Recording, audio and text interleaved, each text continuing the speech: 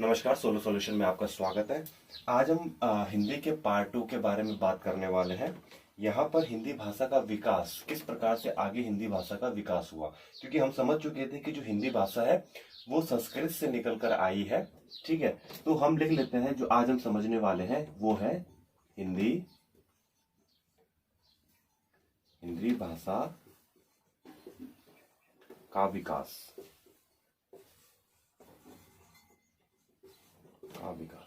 तो हिंदी भाषा का विकास किस प्रकार से हुआ, ठीक है, उन चीजों को हम समझते हुए आगे बढ़ने की कोशिश करते हैं। देखिए, यहां तक क्लियर है कि सबसे पहले जो हमारे पास भाषा आई थी, या जो हमारी हिंदी का विकास हुआ है, वो कौन सी भाषा से हुआ है? संस्कृत भाषा से हुआ है। ठीक है, संस्कृत भाषा से हिंदी का विकास हुआ है। ठीक है, जो एक क्रम है, मतलब संस्कृत से हिंदी बनने तक का जो क्रम है, ये क्रम लगभग लगभग 3500 सालों का ये विकास क्रम है। ये ऐसा नहीं है कि एक टाइम में ही हिंदी निकल कर बाहर आ गई। धीरे धीरे इनमें, जब धीरे धीरे संस्कृत था, संस्कृत के बाद धीरे धीरे जब उसमें कुछ चेंजेस आने लगे, ठीक है, वहां पे संस्कृत में लोग अपनी आवश्यकताओं के अनुसार भाषा को तोड़ने मरोड़ने लगे। तो संस्कृत के बाद नई भाषा यहां से निकल कर आती है, जिसको कि नाम दिया गया पाली। ठीक है, जिसको कि नाम दिया गया पाली। संस्कृत के बाद जो भाषा का विकास हुआ, जो लोगों में भाषा का विकास हुआ था, वो भाषा थी पाली भाषा। ठीक है, और जो ये पाली भाषा थी, यह पाली भाषा पहली देश भाषा थी, या इसको हम बोल सकते हैं कि पहली ये लोक भाषा थी, है ना। तो इसको हम आगे करके लिख सकते हैं कि ये पहली क्या थी? देश भाषा। ठीक है, ये पहली देश भाषा, या हम बोल सकते हैं ये पहली लोक भाषा थी। कौन? पाली। पाली क्या थी? पहली लोक भाषा थी। देखिए, इसमें जो पाली भाषा है, इसमें भगवान जो बुद्ध है, भगवान बुद्ध, इनके जो सारे उपदेश हैं,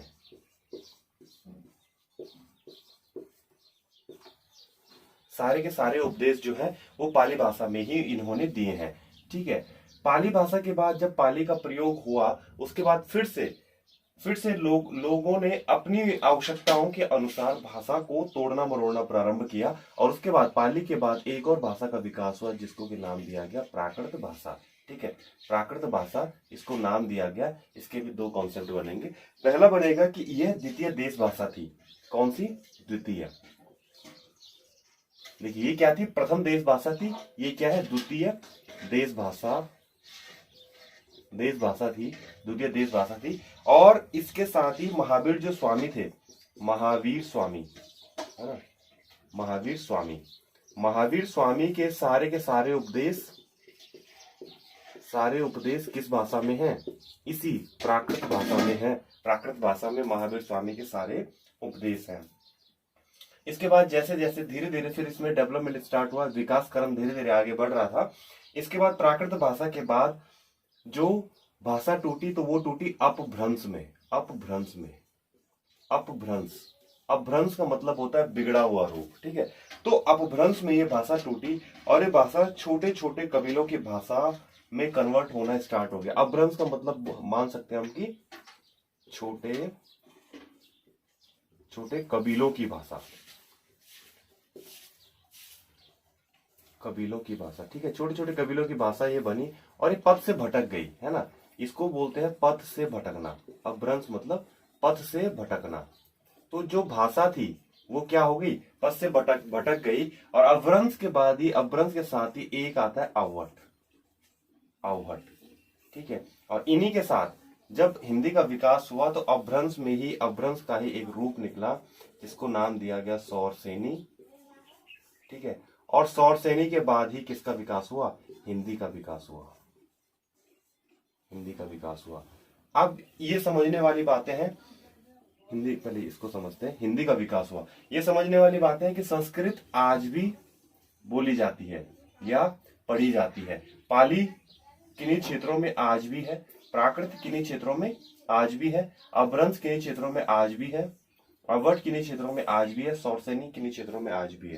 ठीक है, तो सारी भाषाएं आज भी मौजूद हैं, लेकिन उस स्थिति में नहीं है, जिस स्थिति में ये पहले रही होंगी। जैसे संस्कृत रहा होगा तो एक दौर रहा होगा, सभी लोग या ज्यादातर लोग संस्कृत को बोलते रहे होंगे, या संस्कृत बाहुल्य क्षेत्र ये रहा होगा, इसलिए हम बोल सकते हैं कि उस समय जो भाषा थी वो संस्कृत थी।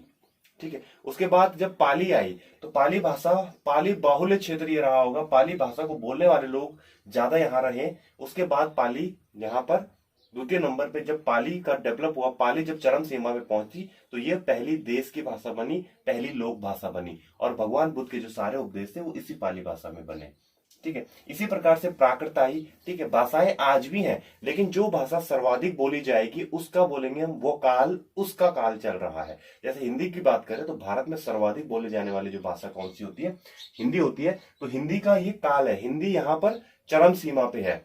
ठीक है। सर्वाधिक बोले जाने वाली जब भाषा हिंदी है तो हिंदी यहाँ पर चरम सीमा पे, और हिंदी को सर्वाधिक बोला जा रहा है। ठीक है। तो ये जो क्रम है, ठीक है, हिंदी ये जो क्रम है ये क्रम लगभग कितने सौ सालों का है? 3500 साल का एक क्रम है, और इन 3500 साल के क्रम को हम थोड़ा समझते हुए आगे बढ़ने का प्रयत्न करेंगे। ठीक है। चलिए आगे देखेंगे अभी।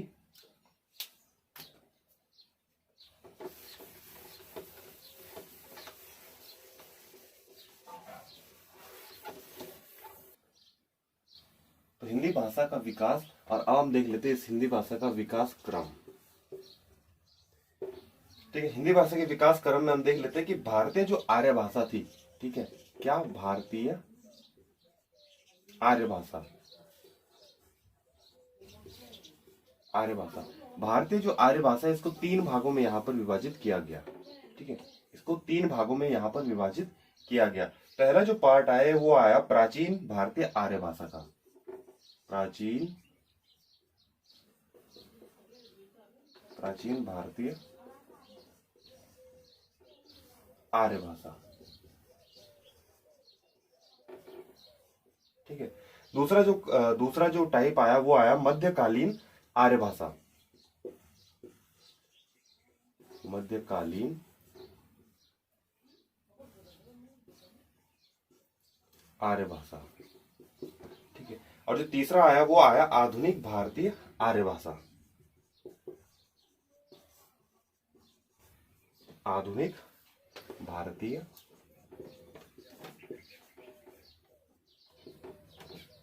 आर्य भाषा, है ना। तो ये तीनों के तीनों यहाँ पर क्या है? इन 3 प्रकार से हम इनको विभाजित किया, 3 कालखंडों में हमने इसको विभाजित किया कि प्राचीन का समय क्या रहा होगा, मध्य का समय क्या रहा होगा, और आधुनिक का समय क्या रहा होगा। ठीक है। एग्जैक्ट नहीं है, एवरेज मान के चल रहे हैं। एवरेज यहाँ पर लिया गया था कि कौन सी भाषा किस एवरेज में, किस क्रम में रही होगी। ठीक है। तो देखिए जो प्राचीन भारतीय आर्य भाषा थी, इसका जो समय था, ये समय था 1500 ईसा पूर्व से, ये था 500 ईसा पूर्व तक। ठीक है। 1500 ईसा पूर्व से 500 ईसा पूर्व तक इसका समय था, किसका? प्राचीन भारतीय आर्य भाषा का। इसके बाद आता है मध्यकालीन आर्य भाषा। इसका जो समय था, ये समय था 500 ईसा पूर्व से 1000 ईस्वी तक। ठीक है। 1000 ईस्वी तक। और जो आधुनिक भारतीय आर्य भाषा है, इसका जो समय है वो है 1000 ईस्वी से और अब तक जो समय चल रहा है वो सारा किसमें है? आधुनिक आर्य भाषा में है। अगर हम बात करें तो प्राचीन जो भारतीय आर्य भाषा थी, इसमें कौन कौन सी भाषाएं उस समय बोली जाती थी? तो इसमें 2 प्रकार की उस समय भाषाएं बोली जाती थी। एक बोली जाती थी वैदिक संस्कृत, और एक बोली जाती थी लौकिक संस्कृत। ठीक है। एक बोली जाती थी क्या? वैदिक संस्कृत, और एक बोली जाती थी वहां पर लौकिक संस्कृत।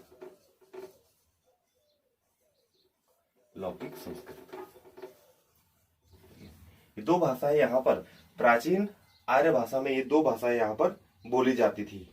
ठीक है। देखिए जो उपनिषद है, ये जो ऋग्वेद है, ये सारे के सारे जो रचनाएं हुई हैं वो वैदिक संस्कृत में हुई हैं, और महाभारत रामायण जो रचनाएं हुई हैं वो किसमें हुई हैं? लौकिक संस्कृत में ये रचनाएं हुई हैं। जैसे कि हम जो वैदिक संस्कृत था, इसमें क्या होता था? श्लोकों को गायन होता था। ठीक है। श्लोकों का गायन होता था, श्लोक बोले जाते थे। ठीक है, श्लोक बोले जाते थे। ऋग्वेद की जो रचनाएं हुई थी इस समय हुई थी।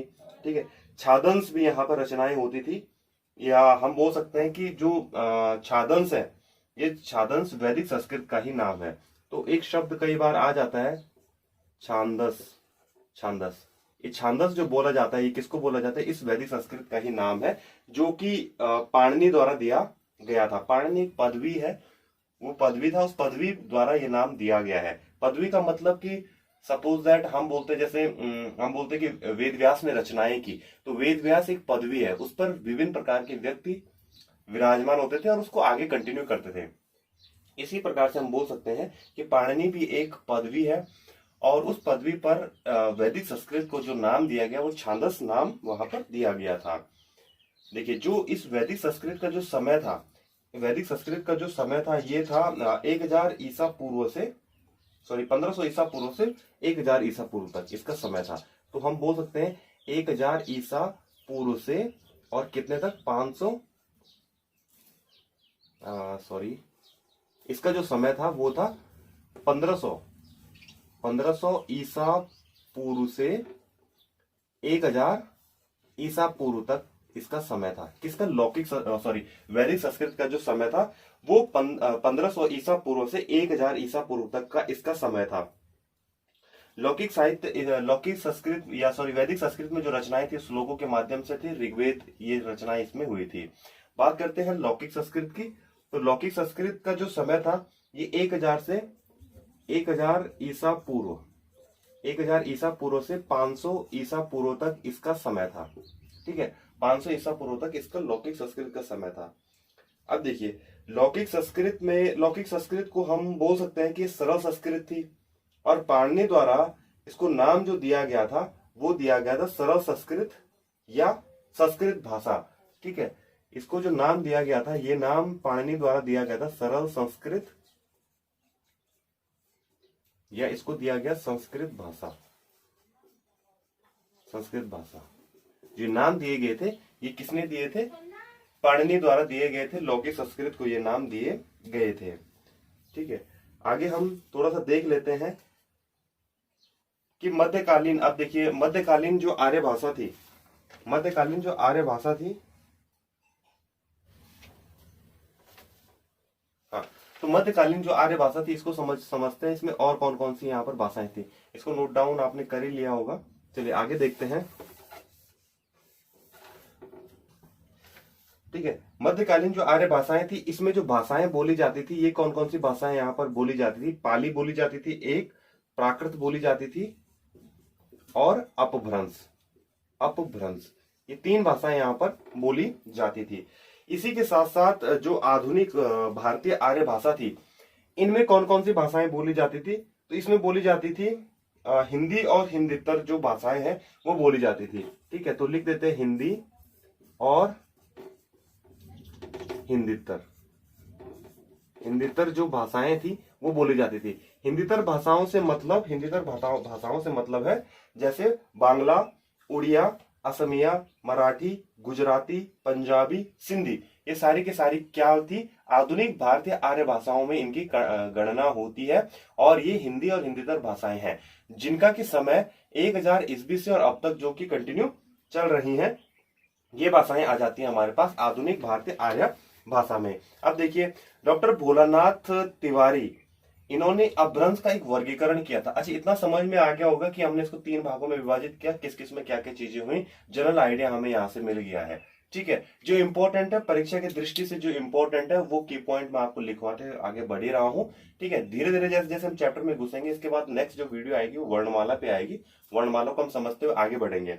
अभी हम बात करते हैं कि जो डॉक्टर भोलानाथ तिवारी हैं, इन्होंने यहाँ पर अपभ्रंश का वर्गीकरण किया है, तो अपभ्रंश का वर्गीकरण को भी हम समझते हुए थोड़ा सा आगे बढ़ेंगे। तो अपभ्रंश का वर्गीकरण की जब बात आई तो अपभ्रंश को यहाँ पर 7 भागों में यहाँ पर विभाजित किया गया, 7 प्रकार से यहाँ पर विभाजित किया गया। ठीक है, पहला हमारे पास आया सौरसेनी,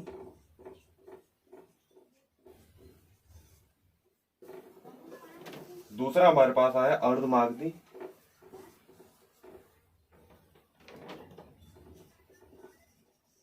अर्धमागधी, तीसरा हमारे पास आया मागधी। चौथा हमारे पास आया खस। पांचवा हमारे पास आया पेसाची। छठवां हमारे पास आया ब्राचड़। सातवां हमारे पास आया महाराष्ट्री। ठीक है, तो ये 7 प्रकार से 7 भागों में यहाँ पर विभक्त किया किसने? डॉक्टर भोलानाथ तिवारी इतिहासकार थे। इन्होंने अपभ्रंश को यहाँ पर वर्गीकृत किया। अब इन्होंने अपभ्रंश को वर्गीकृत तो किया, तो इन्होंने क्या वर्गीकरण किया कि सौर श्रेणी में कौन कौन सी भाषाएं आएंगी, अर्धमागधी में कौन कौन सी भाषाएं आएंगी। इसी प्रकार मागधी, खस, पेसाची, ब्राचड़ और महाराष्ट्री में कौन कौन सी भाषाएं यहाँ पर आएंगी। ठीक है, तो सौर श्रेणी की अगर हम बात करें तो पश्चिमी हिंदी और राजस्थानी गुजराती ये आ जाती है हमारे पास सौर श्रेणी में। ठीक है, अर्धमागधी की बात करें तो पूर्वी हिंदी जो आती है वो अर्धमागधी में आ जाती है। मागधी की अगर बात करें तो बिहारी हो गया, उड़िया हो गया, बांग्ला हो गया, असमिया हो गया, ये 4 यहाँ पर आ जाएंगे हमारे पास मागधी में। खस की बात करें तो पहाड़ी आ जाएगा जो कि सौर श्रेणी से प्रभावित होंगी। ठीक है, पहाड़ी किससे प्रभावित होंगी? सौर श्रेणी से प्रभावित होंगी। ये आ जाएंगे आपके खस।